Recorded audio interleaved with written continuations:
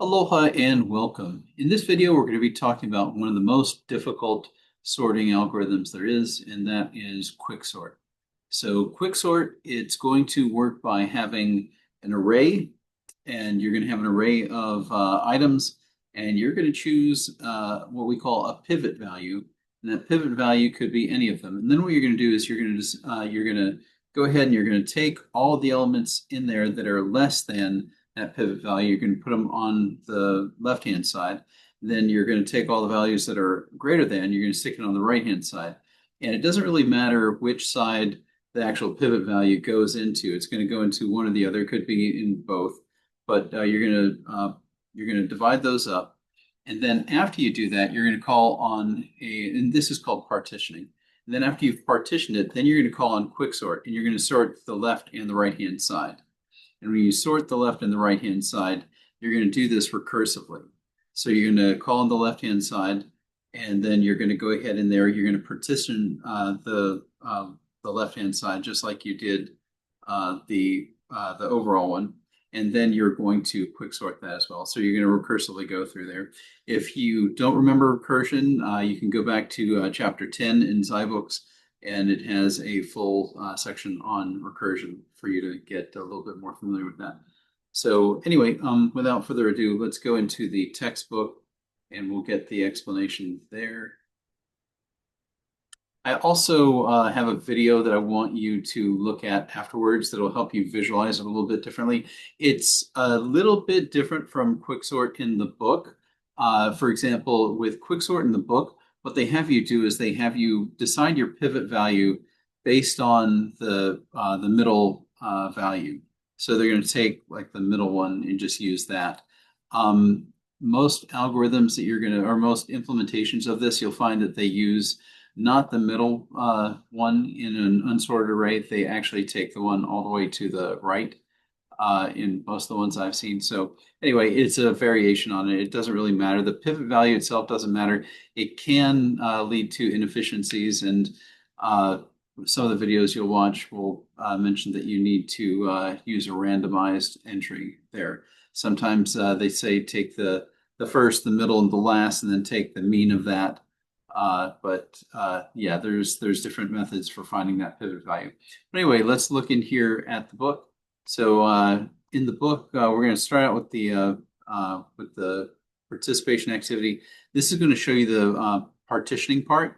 So the partitioning part, what we're going to start out with, it's going to go in here. It's going to calculate the midpoint. It's the I here is going to be the lower end, and K represents the high end.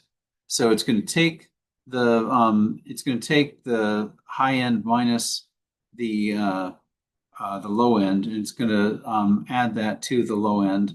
Well, actually, it's going to take the high end minus the low end, divide it by 2 to get the midpoint, and then it's going to add that to the actual floor that you're working with. And then it's going to determine the pivot. The pivot's going to be the value that's at the midpoint of the number you just determined. So in this example, we have the floor is 0, the ceiling is 4 over here, and these are represented with L and K. So our pivot value is 6 right here.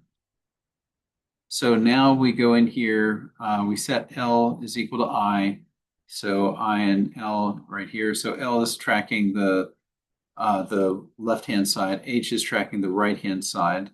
And what we're going to do is, the way this algorithm works is, on the left-hand side, you're going to go from the left to the right, and you're going to be comparing. You're going to look for the first value that isn't less than the pivot value.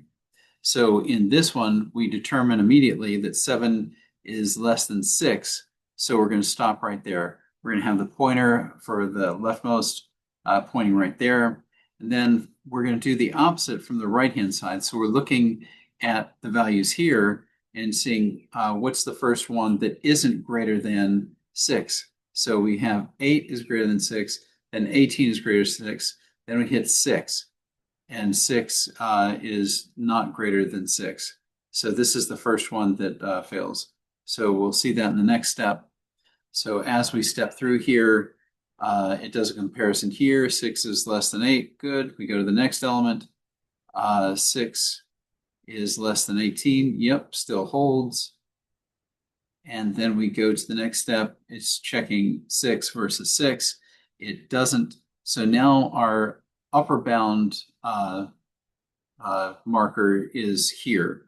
So now that we've got these two, we're going to do a quick check. We're going to see if we've crossed each other, if the lower and the upper have crossed each other.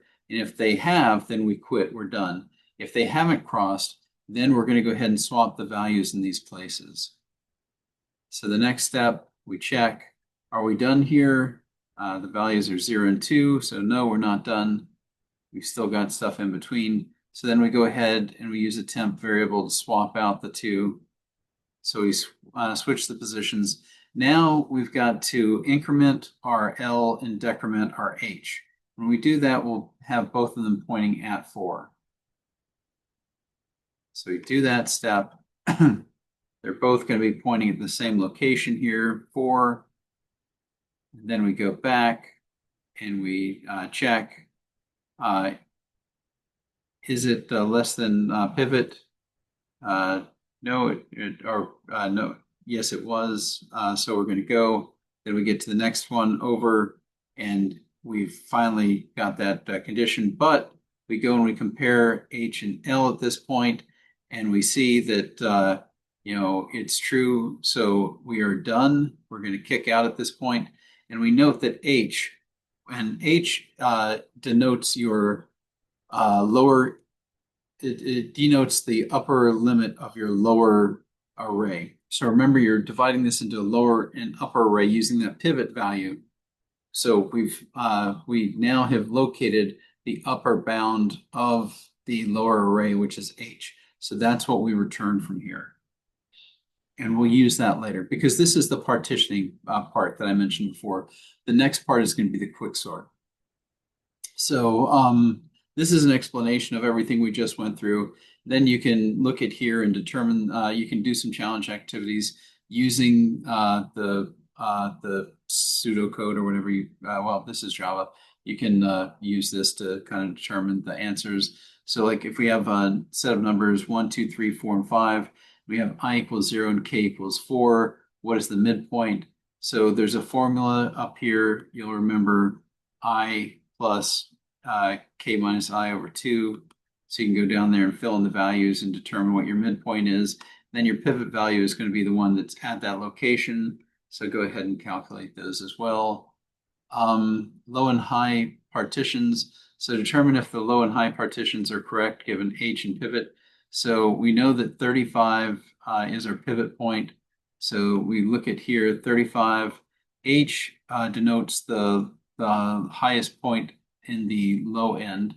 So this is within our lower boundary array. So this looks correct. So yeah. So elements in the low partition are going to be less than 35, and it's going to be 1, 4, and 35. Yeah. So anyway, go ahead, do the rest of these activities. So after we've partitioned it, we need to sort both sides of it, the lower and the upper. So QuickSort is typically implemented using a recursive algorithm. It's going to call to QuickSort to sort the high end and the low end. And it's going to go until it hits a 0 element. So in other words, when you first do this on a, well, can't say first, but if you're doing it and you have more than one element in the low and the high side, then you're going to keep on recursively doing this until you only have one element. When you do have just the one element, then you're going to return. So we have an example here in the participation activity, and pay attention, this does get kind of, oops, that's a little bit too much zoom. It gets a little bit muddy, but let's take a look at it right here. QuickSort, we're sending in our array of numbers. We're sending in the lower limit and the upper limit. And we declare this J right here. And J is the location of the last element in low partition. So remember in partition, we had it return that value. That value was the last element in the low, in other words, the high end of the low partition. So we're going to save that in J. So when we first call in QuickSort, we're going to say is the lower limit greater than or equal to k. This means essentially, do you have 1 or 0 elements? If you have 1 or 0 elements, then you return. You just kick back, you've hit the end of it, that is sorted. So you don't have to worry about sorting. If it's not, though, if it's not, you're going to go down here and you're going to partition the array. So we're going to say, okay, J is going to be, we're going to call partition using numbers, which is our array that we passed in, I, which is the lower limit, and K, which is our upper limit. And we're going to get back from it the lower limit of the, the upper limit of the lower array. And then what we're going to do is we're going to quicksort. In other words, we're calling on ourselves. So this is the recursion part, using first the left-hand side, then the right-hand side. The left-hand side starts at, initially this would be 0, and it's going to go to the upper end of the lower partition that we just declared. And then we're going to do the other side of it, which is starting at so if J represents the highest point of our lower partition, J plus 1 is going to be the lowest part of the higher partition, and then it's going to go to the upper boundary. So that is the process we're going to go through. Wow. So we've got 9 steps here. So we go in here, we start out, we're going to partition. So we took that, and you'll notice this is the same array we had up above. So it goes ahead and it breaks this into 2 different sections. We've got our lower array of 6 and 4, our upper of 7, 18, and 8. So J comes back. J is 1. So 0, 1, this represents the high end of our partition. So then we go ahead. Next step, we're going to call quicksort on either side. It breaks it out into the 2 different arrays here.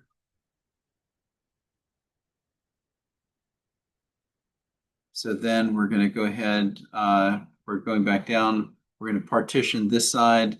Partitioning it, we come up with J equals 0 here. Then we break those 2 and we do quicksort on both sides of it. Both sides are 1 element long. So when we do that, it's going to kick back here. It's going to basically say, hey, that's sorted. Then it's going to go check the other side. That's sorted as well.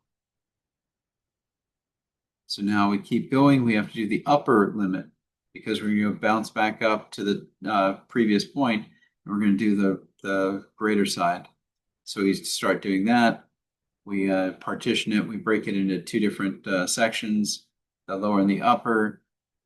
Then after that, we're going to have to take the lower, and we're going to do the same with that. We're going to break it into 2 different, we're going to partition it, and we go ahead and call on quicksort with the 2 different single element arrays. And each one of these you'll find is sorted automatically by default.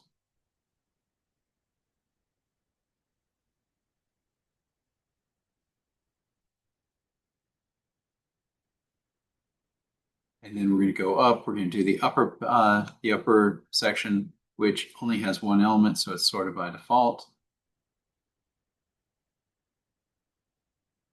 And now you take everything here and it's in sorted order. So this is beauty of it. Imagine being the person that thought this process up. I mean, this is pretty complicated, and doing it recursively. This is pretty impressive. The algorithm used, it's up here. So we've got the partition code that we had up above. Then we have here the quicksort algorithm, which is using recursion, kicking out right here, or it's running partition in the quicksort, just like we did above. And then we've got the code in here that's going to show you what it looks like unsorted, and then you can go ahead and do it sorted. So this one is using numbers.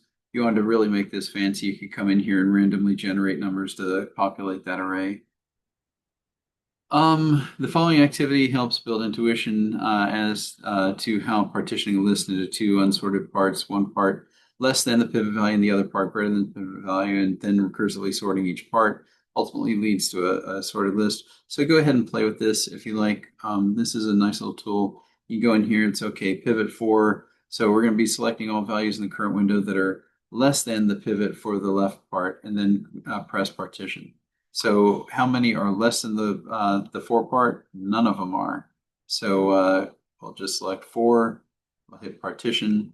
So then you see 4 over here, and then you continue along this path. So you do next at this point. So you can go ahead and then you take the other part, 87. What's less than 87? You choose 19, 53, 41, and partition again.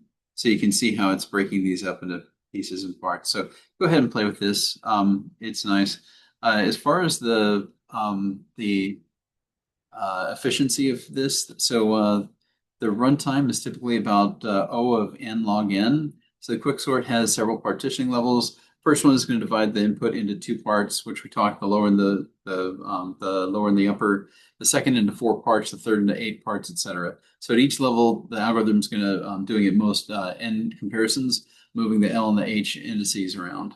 So if the pivot yields 2 equal sized parts, then there will be log of n levels requiring n times log n comparisons. So yes, you can also go in here and check, you do the participation activities. Assume QuickSort always chooses a pivot that divides the elements into 2 equal parts. How many partitioning levels are required for a list of 8 elements? So sit down, do the math on this for 1024 as well. And then you can see how many total comparisons are necessary. And then another activity on here. Okay, so for typical unsorted data, such equal partitioning occurs. However, partitioning may yield unequal sized parts in some cases. So if the pivot selected for partitioning is the smallest or largest elements, one partition will have just one element. The other partition will have all the other elements. So if this unequal partition has any level, there will be n minus 1 levels yielding n minus 1 times n, which is essentially O of n squared. So the worst case runtime for the quicksort algorithm is O of n squared. Fortunately, the worst case runtime rarely occurs. This is a very fast algorithm. You can do millions in a fraction of a second, so this is really, really powerful. Go ahead and try out some of the worst case quicksort runtimes over here, and try these problems out. And last in here, they have a last challenge for you to go. You can go in here, given numbers 49, 23, 80 with I of 0 and K of 2. When quicksort is used, what is the midpoint? And what is the pivot? So these are easy. Just go ahead and go through all 6 of them here. And that's it for quicksort. One thing I want to do, this is kind of a high level look at it, and you really want to go through it to understand the processes here. It's very complicated, very complex, but at its highest level, you just need to remember that what you're doing is you're taking a value inside your array. You're using that as the pivot point. You're going to take everything that's less than it on the lower half, and then everything greater than it on the other half. Then you're going to take that and you're going to do a quicksort on it, and the quicksort on the lower half and the upper half. And you're going to do this recursively. So you're going to do the partitioning, and then you're going to do the recursive quicksorting. So go ahead, look through this, go through it, work through these, go through the participation activities, particularly this one right here and the one down here, to really understand the step-by-step on that. And think to yourself when you're going through that, why is J equal to whatever? Why is J 3 over here? Look through that, understand it, go through this, run some of these on paper. For another example of it, there's a good video over here. I'll put in the link, but they go through the quicksort algorithm in Java, and I really like this example. They do it a little bit differently, though. What they're doing is instead of taking a midpoint for your instead of using a midpoint for your pivot value, they're actually using the rightmost one in the whole thing. And that simplifies the method.